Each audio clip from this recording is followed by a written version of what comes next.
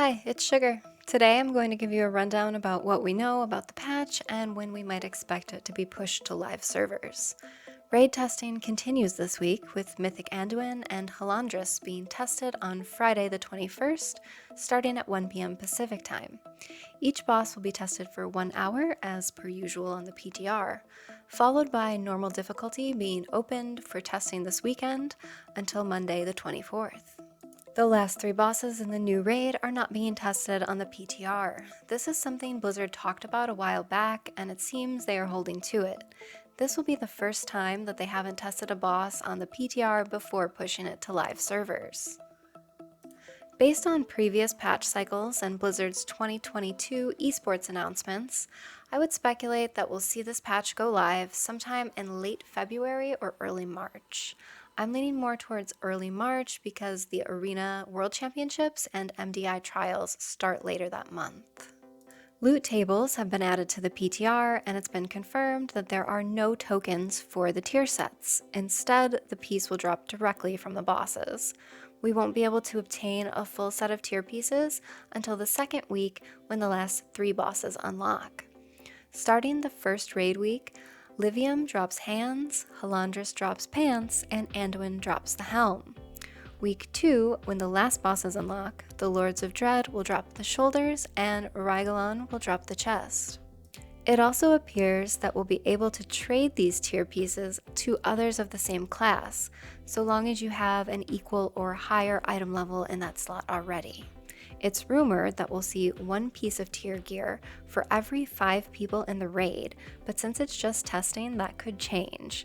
I do hope they keep the tier drops at a high rate, since they're going to be a major part of player power in this patch, as well as being greatly missed by the community, so I'm sure players will be interested in collecting a complete set for Transmog.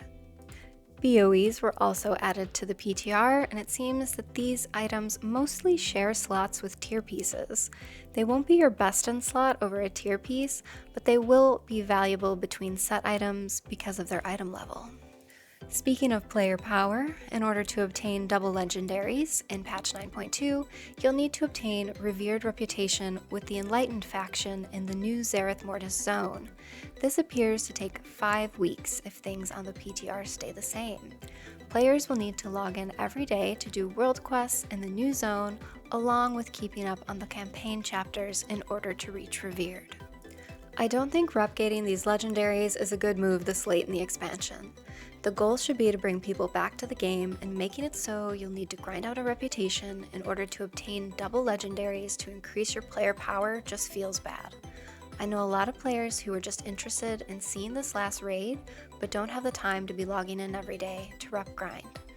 Now, this won't be the case for all WoW players, but I do think it is for the more casual type, and I don't see a benefit to excluding them from content, which will inevitably be what happens.